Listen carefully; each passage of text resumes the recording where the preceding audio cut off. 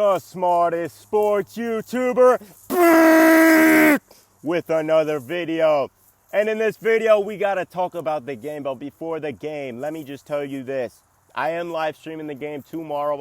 I already have it scheduled on YouTube. So I'm going to put the link in the comments. Click the link. I already have it scheduled. Click the link. You'll see the stream already scheduled on my YouTube channel. Hit the notification bell on that stream. So when I go live, you will get notified that I am live. And you can join, hang out, watch the game with me. You can see my live reaction to it. I can finally talk to you guys back and forth instead of just writing comments. And I do want to pull people during halftime after the game. And I want to get your guys' thoughts, not just on the comments, but I actually want to talk to you, get your thoughts on the game.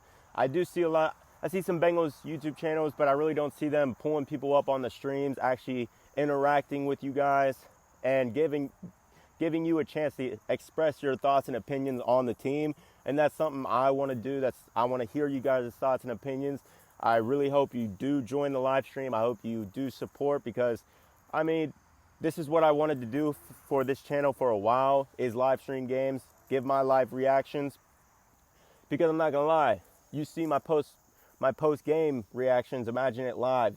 And it's no fake shit. We obviously know, if you're a real fan of the team, your live reactions are going to be entertaining. So if you want to be entertained, if you want to watch the game with me, get my thoughts live during the game, because maybe I might miss some things that I might forget about post-game. So if you want to see my live, genuine reaction to the game, click the link in the comments, turn on the notification bell, and we can watch the game together tomorrow. So that's all I have to say about that. It would mean a lot. If you want to support me in the channel, go do that. But let's talk about the game Sunday. Now, these Ratbird fans, they're already pissing me off. They're already trying to throw out the injury excuse again. It's getting ridiculous. What, 3 years, 4 years in a row? If a single player is hurt on their team, they make excuses. When the Bengals were missing 3 linemen last year in the playoffs, they didn't talk about it. They just said, oh my God, we almost beat them without Lamar. They didn't say, oh wow, the Bengals literally were missing basically their whole offensive line, but somehow we almost beat them with Lamar. Yeah, because you're playing a team without an O-line. But you don't mention that. And once again, we knocked them out of the playoffs. In 2017 or 2018, they had a chance to make the playoffs. Guess who knocked them out? The Bengals. We have owned the Ravens. People want to talk about Cleveland owns us. We own the Ravens. Those are facts. You can look at the head-to-head numbers the past 10, 20 years. We have completely owned this rivalry. I don't even know if you can call it a rivalry, because a rivalry is supposed to be competitive. And every big game, the Bengals end up on top. So the Bengals will win this game. The Ravens' defensive line is the definition of mid. If you looked up mid in the dictionary, it would be the Ravens' defensive line. And that's just true. I could easily see Joe Mixon in this game just ramming it down their throat. No pause. You hear that? No pause. Okay, you heard what I said. Ramming it down their throats. I could easily see it. Who do they have on the interior? Washed up Michael Pierce? Is that who? That's it? They don't have any star rushers. This offensive line needs to have a bounce back game. Week 1, the biggest reason why the Bengals lost week 1 in the way they did is because they played the game in a hurricane. I did not expect that to happen. I should have looked at the weather report. They played that game in a hurricane, so obviously that hurts the passing team. But nonetheless, the Bengals should win this game. They will win this game. Joe Burrow is easily better than Lamar Jackson. We've had to sit for years and hear Ravens fans say, Lamar has no receivers. He has no receivers. They just don't count Mark Andrews for some reason, because he's a tight end. Yeah, he's still a receiver. It's 2023. Are we still using that argument that tight ends and receivers, they don't really do the same job, especially when you have an elite pass-catching tight end? So Mark Andrews is an elite weapon he's already had. Zay Flowers is very good. You could tell in preseason and just when they drafted him, he was going to be very good. But the only thing is, if Zay Flowers doesn't become a star, you know why? Because of Lamar Jackson. Lamar Jackson actually has to help people become a star. He actually has to help elevate people as well. It can't just be them dragging Lamar. So Rashad Bateman, he's a first-round receiver. Has he looked like anything special? No. They have OBJ, they have Bateman, they have Zay Flowers, they have Mark Andrews. They have all the weapons you need. And I don't want to hear about the offensive line having 2 injuries when Joe Burrow has played with a bottom 3 or bottom 5 O-line his whole career, because he still made it work. And you know what fans said? Oh, look at the weapons he has. Well, now, according to a lot of Ravens fans, they have the best weapons in the North, or at least they have comparable weapons to the Bengals. So I don't want to hear any excuses for Lamar Jackson Sunday or tomorrow. I do not want to hear it. Lamar is going to get severely outplayed by Joe Burrow, who was rusty, working his way back through an injury. But since he's now the highest paid quarterback in the league, he needs to step the fuck up. He doesn't get a 5-week grace period like last year when it took him about 5 weeks to figure shit out and he started to play like an MVP again. He needs to figure it the fuck out now because he is the highest paid quarterback. So his expectation level has to be elevated, because if you're going to get paid the most of anyone in NFL history, you need to deliver. You can't have back-to-back shit weeks. And that might have been the worst game. That might have been the worst, or I know it's one of the worst games he's ever played last week. So he needs to bounce back against a defense that isn't anything special. They have 2 good linebackers. Their safeties, I mean, Kyle Hamilton is good. Dax Hill's better. You know, Dax Hill, who was taking like 17 picks after Kyle Hamilton, the second safety off the board, he's better. Their cornerbacks aren't anything special, even if Marlon Humphrey played. We obviously know that Marlon Humphrey is Jamar Chase's bitch, so they're not really missing anything there. Their D-line's mid.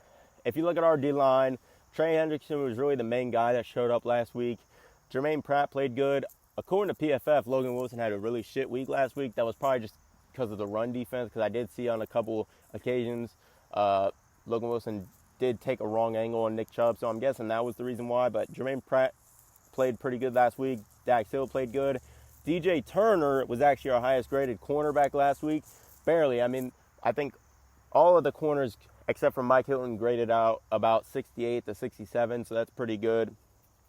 Obviously, Chidobe Awuzie, his first game back from an ACL, he was on a snap count like I said he would be. DJ Turner took half, Chidobe took half or a little more than half. And DJ Turner was actually our highest graded corner, which is a very good sign because I do see him being our number 1 of the future. I see Cam Taylor-Britt, who played good last week. I see him being the number 2 just because I think especially as a cover corner, I think DJ Turner's ceiling and what he's actually doing right now is just, I think his ceiling is being one of the best cornerbacks in football because of his elite physical attributes and the fact that he's already producing in training camp. And he was showing flashes in training camp, all training camp. He played pretty good in the preseason. He played good week 1. So already, when rookie cornerbacks tend to struggle, he's already played good. And he obviously has the physical attributes, so you know that's not a problem. So I do see DJ Turner being the number 1 of the future. I like this defense as a whole. I think people are going to realize they were overreacting with the Jesse Bates and Von Bell with them leaving the team. Jesse Bates, he had a really good week 1, but we'll see how he does. Von Bell had a shit week 1. Like I said, Von Bell, he did good for the Bengals, but that's because of Lou. Lou's specialty is the secondary. Lou can make safeties look better. If you look at it, Von Bell graded out like a 35 on PFF. Nick Scott wasn't that good. He graded out 45. But like I said, Nick Scott and Von Bell. And by the way, I'm not really a big fan of what Nick Scott brings. I think maybe he can be solid, but I'm interested to see if we do see some Tyson Anderson or Jordan Battle. Dax Hill, I thought he played really good. I was confident that Dax Hill can replace Jesse Bates. And I was confident that since I didn't think highly of Von Bell, even though he did, I'm not going to undersell him. He did make big plays for the Bengals from time to time, but as a whole, I wasn't too high on Von Bell. I was comfortable with Nick Scott or one of our safeties replacing his production, and I think that can happen. And I think you see that our defense is going to be top 10. With the amount of resources we've done on this defense, I think they need to start being top 5, but I don't know if they'll be that this year because, again, the pass rush is the same. It's on and off. They only really rush forward. They don't really blitz, so you're not going to be leading the league in sacks. So this pass rush, like I said, it's pretty good, but sometimes it struggles. It's been like that for a while now because we've ran out the same 4 for basically forever now, and Trey Anderson is a big deal to that. So I do like what he's done in the training camp and the joint practices. I like what he did week 1. He was in Deshaun Watson's ass for a lot of the week. And I know Deshaun Watson probably liked that because you saw the reports. He likes stuff in it. I won't even say that, but you know where I was going with that. But yeah. So overall, this game, I got it. I'll say 27-17. 27-17. I think it should be a game where even if the Bengals are only up by like 7 or 10 for most of the game, and you might look on the outside and say, oh, it's kind of close. It should be a game that feels like the Bengals are in control of it for the most part of the game.